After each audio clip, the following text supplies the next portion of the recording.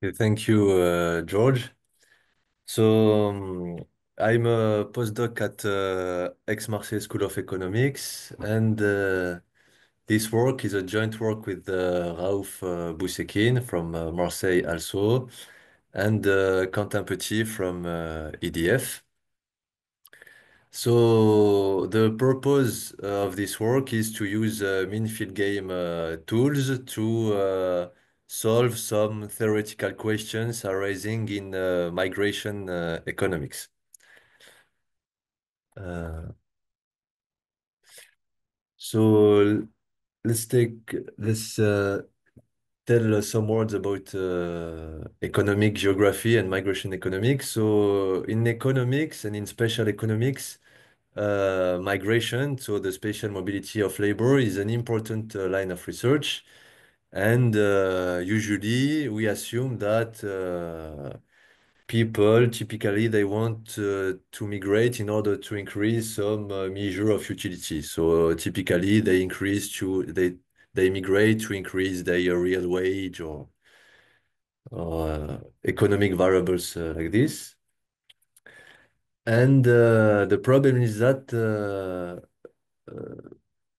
migration is typically a forward-looking decision because when you migrate, it's a decision that will affect a long future period of your life. And the problem is that the economic models that modelize migration in economics, usually they are myopic. So they assume that people move just to increase their current payoffs. They don't make expectations about the future. And the thing is that actually people, when they migrate, they can make anticipations. For example, with climate change, some people living in areas that are going to be difficult to live in order due to climate conditions, maybe these people they can now preemptively migrate to escape the natural catastrophes that are going to happen in the future due to climate change. And if we want to study these kind of questions, we need to work with forward-looking models, not only myopic models. And for example, I take the work from Bilal and Rossi Ansberg. So there are two economic researchers from Princeton, and they modeled how people are going to migrate in the United States uh, by 2100 due to additional warming, due to climate change.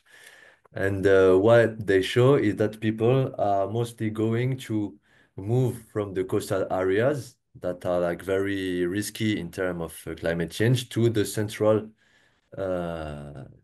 part of the US. And this migration um, is the result of two things. First, you migrate because when a natural catastrophe happens, your house is destroyed and your living conditions are deteriorated. So you need to move. But so this is a myopic behavior, but there is also a forward-looking behavior that they take into account in their model that people in these areas, they know that climate change is going to happen, so they move preemptively to the center in order to escape the catastrophe that are going to happen here. So this is typically a forward-looking behavior that they're capturing in their model, which is a forward-looking migration model. And these kinds of model, they exist since like approximately 20 years. So the first forward-looking migration models, they were from Baldwin and Ottaviano, but they were working only with two regions. Then in Then Mose in 2013, he was the first to introduce a continuous space forward-looking migration model. And now, since like 5 or 6 years, we have like very quantitative, complex forward-looking migration model, like the one of from Bilal and Rossi Hansberg, for example, that I just showed, that have a lot of data, and they try to model very realistically the migration patterns that are going to happen due to different economic shocks, not only climate change, but also trade shocks and etc. And the problem is that all these models, we don't have existence results for these forward-looking migration models. There is still no proof of existence and even less uniqueness for such models. So the main goal of this paper is to use mean field game theory in order to provide a rigorous existence proof for this broad class of dynamic migration or dynamic spatial models. Okay, so to do so, we show that the existence problem can be formulated as a mean field game. So this will become clear after with the equations. So before moving forward, I just want, before presenting the equations, just presenting the idea of such models. So how do they work? They have two layers. So we assume that at each period of time, we have a certain distribution of population everywhere in the world, or for example, in one country, in the United States. And these people, so these agents, they work, they consume, so there will be equilibrium wages and equilibrium consumption prices that are going to emerge from their behavior. So we assume that wages and prices, they adjust statically. Okay, so at each period of time, we have a certain distribution of people, and from this distribution of population, we have a wage and a price that emerge in every city or every country of the world, okay, depending on the global region that we consider. Okay, so we have equilibrium wages and prices, and then we have the people. So the people who move, we assume that them, in contrast to wages and prices, them, they make forward-looking migration decision, okay? So they see the wages and prices now everywhere, but they make also expectation about how these wages and these prices are going to change everywhere in the future, okay? For example, you're living in the coast of the US, you say, okay, now it's good because I can have a good salary here, but maybe in 20 years, there will be climate disasters. So the wage will decrease, and maybe I should move somewhere else. Okay, so they make forward-looking migration decision. And from their migration decision, uh, they then characterize a certain population distribution everywhere. So we have, you see, an interaction between a static layer that describes how prices and wages adjust statically at each period of time, and a dynamic layer that describes how people are going to move based on forward-looking decisions. So here, typically in the dynamic layer, we will have the HJB and the Fokker-Planck equations from Minfield games. And here we will have only a static equilibrium equation. Okay, so to present the problem, I will begin with the static layer. Okay, so our problem is as follows. We have like a certain region, omega, bounded, smooth. And in this region, you have a certain place, many places, X. And at each place X, we have a certain distribution of people, mu of X. So these people, they live in X and they work also in X. We assume that they produce some consumption good. And from their work, they receive a certain salary, W of X.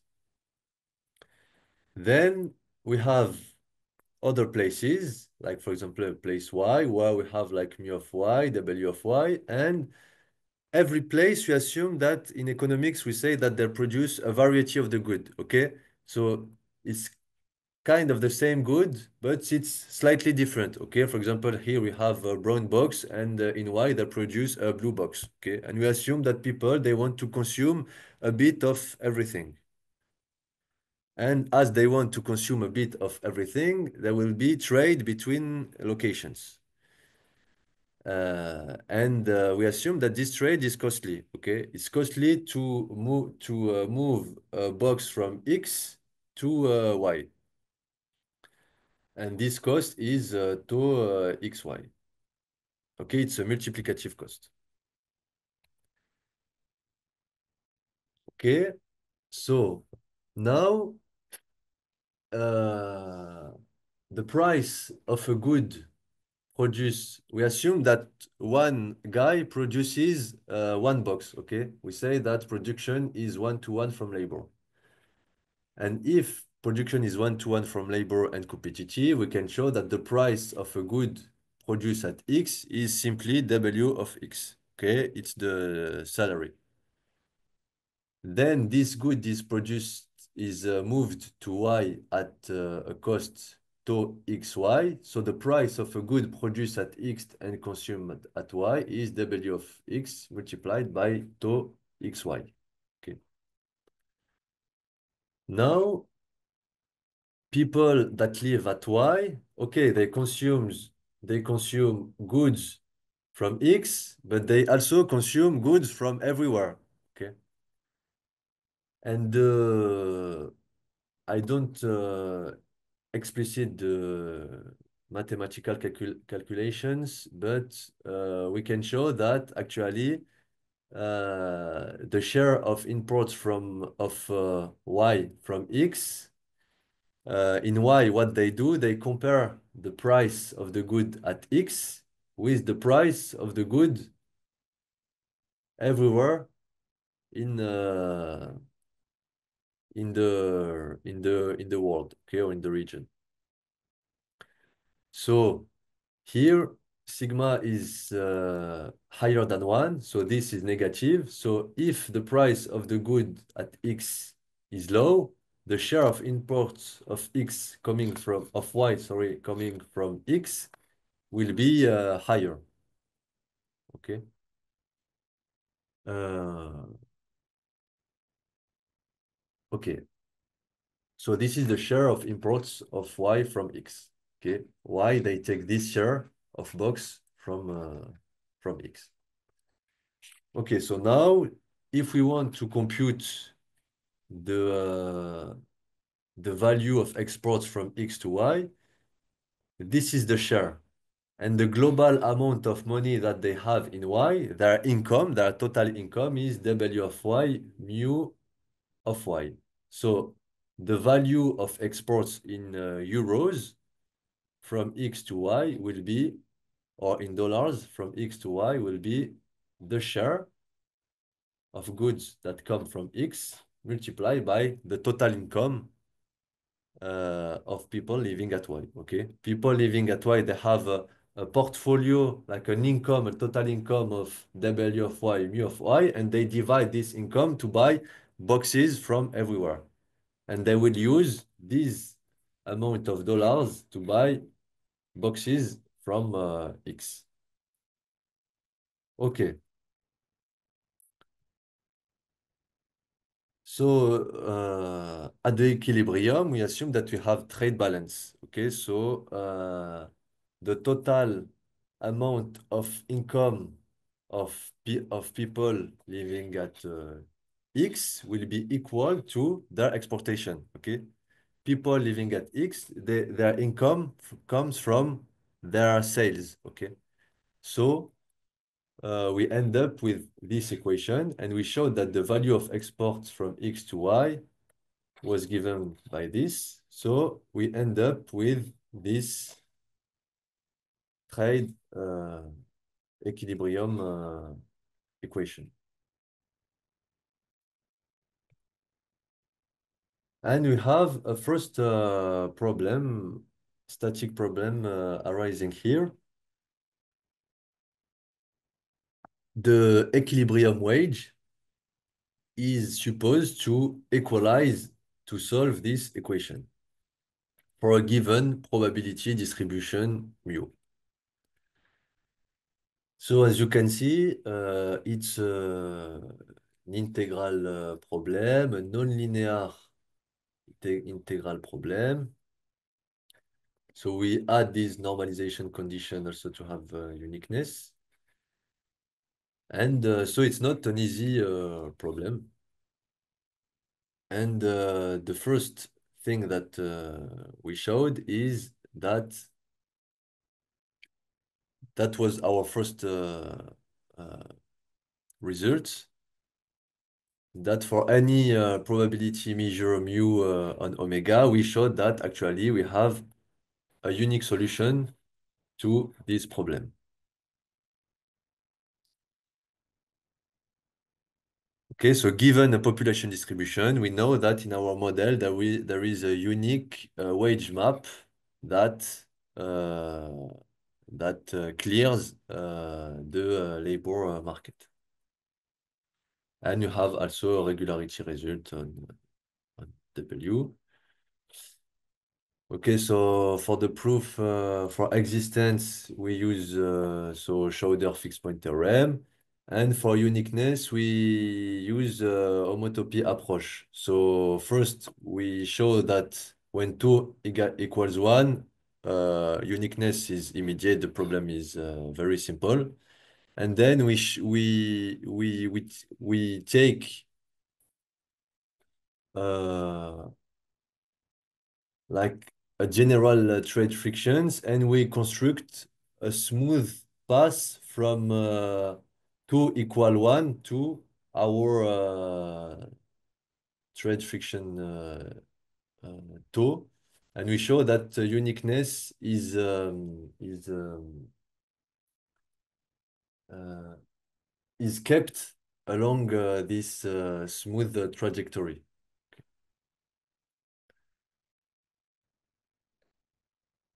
Okay, about the contribution to the literature, actually this problem has already been solved in a discrete space, okay, so with sums here, and we are the first to prove it in a continuous space. Okay, so now I described this layer, okay, this static layer. And what we saw is that given a distribution of people mu, in our model, we have a unique wage, equilibrium wage, that emerge at any time, okay? And then what will happen is that people will see this wage, they will make expectation about this wage, and they will migrate in order to increase this real wage, but in a long period of time. Okay, so now I move to the dynamic layer of the problem. Okay, so we assume that now people, they can migrate over time.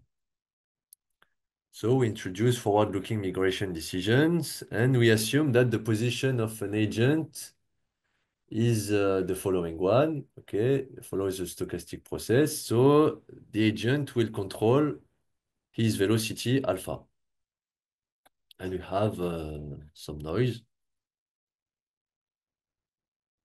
And he will control his velocity alpha in order to maximize his expected intertemporal utility.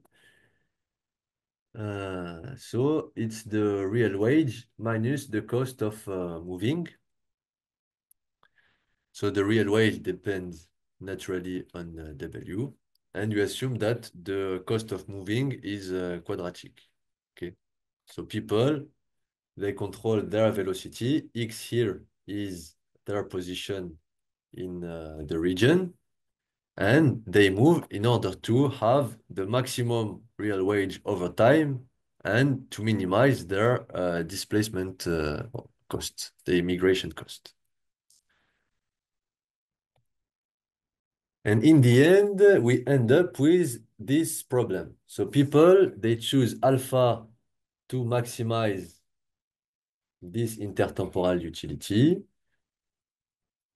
The real wage depends on the distribution of people mu, because we showed that due to the static layer at each time, due to the trade balance, the trade equilibrium, the wage, the equilibrium wage in the end will depends at any time on mu. So here W depends on the position of people. The position of people follows this process, and we have also uh, this rational expectation conditions. Okay, people, the law of X is equal to mu, meaning that people they at the equilibrium the expectation of people about mu is equal to the law of their position. And this is typically a mean field game because here each agent wants to maximize here a quantity that depends on the law of its own own stochastic process. So here we identify that we have a mean field game. So if we want to show existence for this kind of problem, we can use mean field game tools. And first, we can reformulate the problem with Hamilton-Jacobi-Bellman and Fokker-Planck equations. And okay, so usually in I think in mathematics we have these two sets of equations, okay? HJB and Fokker-Planck. What brings the applications to economics is that actually here we have also a third equation that is a general equilibrium equation. Okay, it's the equation coming from the static layer. So in the end, we need to solve this triplet of equation. Hamilton-Jacobi-Bellman, Fokker-Planck, and this one. Here we know already that for every mu, we have a unique W. So this is a good thing. And but if we want to have and that is the complexity, the mathematical complexity that arises when we have these two equations with one general equilibrium equation here, is that as W appears here in the real wage, uh, typically if we want to have a solution here, we want this source term to be regular. And if we want this source term to be regular, we want W to be regular. So we want W to behave quite well when mu changes. Okay. So if to say it simple, if we want to show existence here, we need first to show that the weight here behaves quite continuously when mu changes, or quite smoothly when mu changes.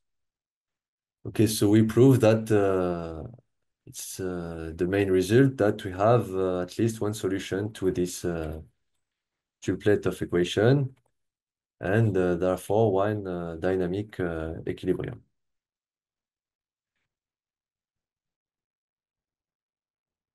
Okay, so this is for the existence part.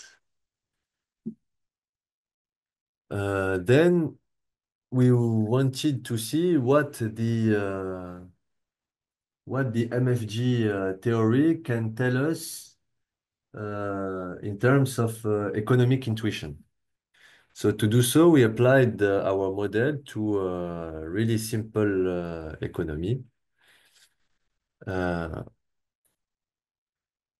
we assume that our economy is 1G. It's simply a circle. Okay, so people, they can move around this circle. They work and they move around this circle. And we assume that we begin with okay, everything is symmetric, trade cost is symmetric. So we assume that, okay, let's say that at the beginning, we are in a steady state and the people are distributed uniformly across this circle. And as everything is symmetric, the wage is the same everywhere.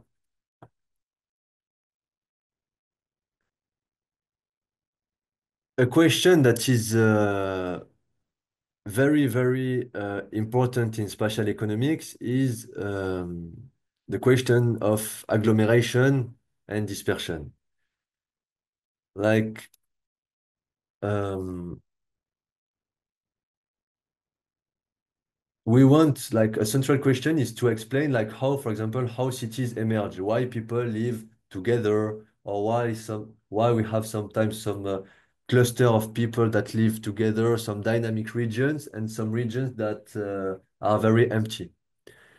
And what explains that the formation of city is the existence of agglomeration forces. Okay, we live in cities together because we have interest in living together.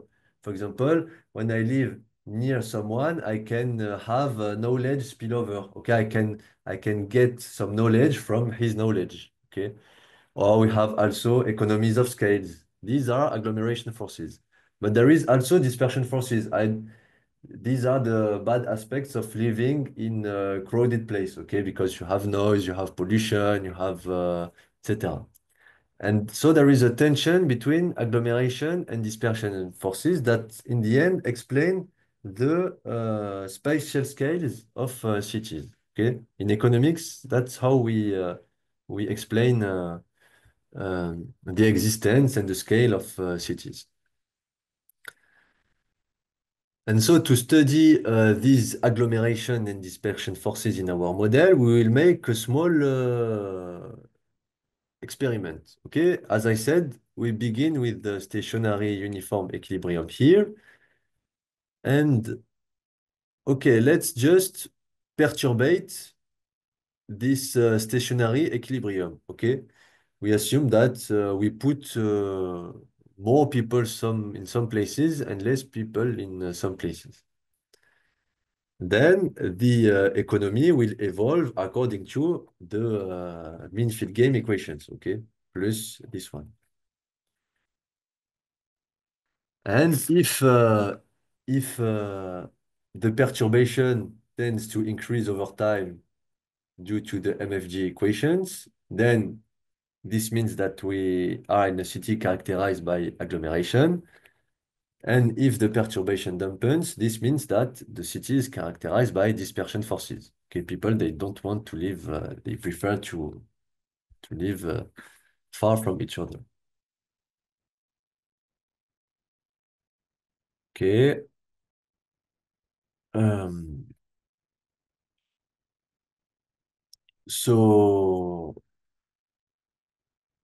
so we assume that the perturbation is small. Uh, um, uh,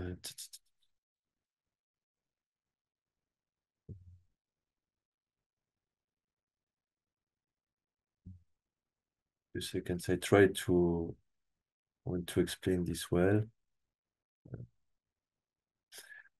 Okay, no, yeah, maybe this is quite difficult to explain here by maybe by Zoom. So maybe I will stop. Yeah, I will stop here. Maybe I will stop here. Maybe if you have some questions, uh, no, because these slides are maybe harder to explain to be explained in a webinar. So maybe I will stop. I will stop with the existence and uniqueness result. And maybe if you have some questions, we can directly move now to the questions, if it's okay for you. Okay, thank you, Mohammed. So we have plenty of time for questions.